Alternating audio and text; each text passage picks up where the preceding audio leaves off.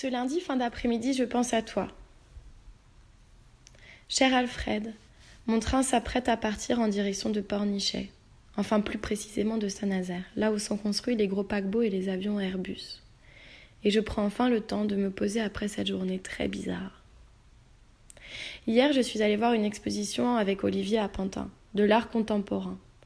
Au début, on n'a vraiment rien compris avec Olivier et je me suis vraiment demandé pourquoi j'étais là.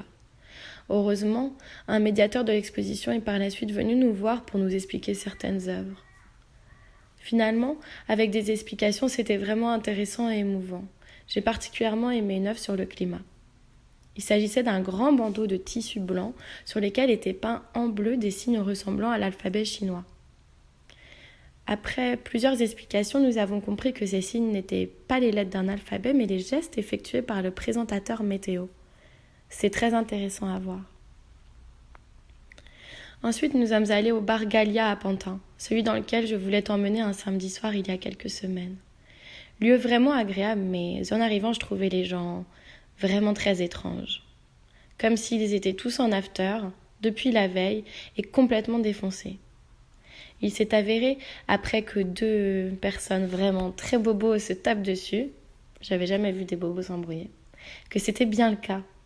J'étais très fière de mon intuition et de mon sens de l'observation. Olivier a croisé des amis nouvellement pantinois, puis Marine de l'EFB est arrivée. Au final, on a fait une énorme teuf avec des paillettes sur les yeux. J'ai même dû vomir dans les pissotières des garçons. Je savais que j'avais une grosse journée le lendemain, mais j'avais envie de faire la fête, de vivre, d'être dans la transgression des lois et des règles. En rentrant, j'ai vu les appels de ma mère et ses textos « Rappelle-moi, c'est important ». Puis le message de l'annonce du décès de ma grand-mère. Je me suis sentie vraiment très mal. Et j'ai réalisé que j'étais en train de vomir dans les pissotières et de faire la fête, alors que ma grand-mère était en train de partir.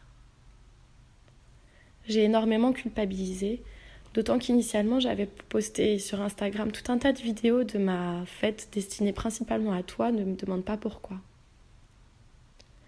J'aurais tellement aimé aussi que tu la rencontres.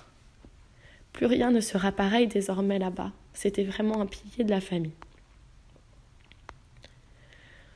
Ce matin, j'ai pris le RER beaucoup trop longtemps pour aller à une réunion d'expertise dans une usine de NEM. J'aimerais te voir pour te raconter, c'est vraiment très drôle. C'est une vraie expédition et puis avec la pluie, ça rend les choses très comiques. Mais sur le trajet, je n'ai cessé de penser à toi et j'ai aussi culpabilisé encore pour ma grand-mère. Je me suis dit, ça y est, tout repart de travers. Je perds de nouveau tout contrôle sur moi et j'ai eu très peur. J'ai aussi été très affectée par la froideur de tes messages que je comprends au demeurant. Je me suis même persuadée que tu m'avais envoyé un message froid après avoir compris pour ma grand-mère, peut-être grâce à Instagram, et que tu voulais me faire de la peine, ce que je comprendrais aisément aussi.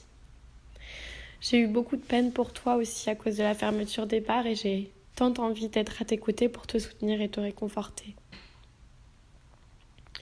Retour à Paris à 13h30. J'ai déjeuné devant mon écran rapidement et difficilement, puis préparé une audience de l'après-midi. Un dossier très étrange où de toute évidence des commissions ont été payées sous la table mais aucune preuve n'est versée au dossier. Le confrère de l'autre côté s'est fait accabler car ses conclusions étaient vraiment très confuses, qu'il n'avait pas de pièces pour étayer ses propos et qu'il ne savait pas répondre aux questions du président. J'étais peinée pour lui mais tout cela était vraiment bon pour mon dossier.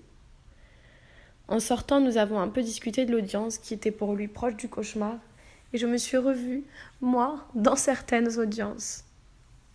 Évite le départ pour la gare et ma hâte de pouvoir t'écrire.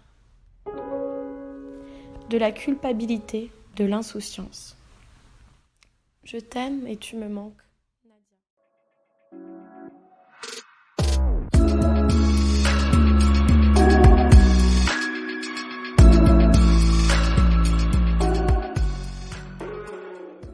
Je suis Ludmila Bernardo et j'espère que cette lettre vous a plu. Si c'est le cas, n'hésitez pas à la partager et à vous abonner au podcast.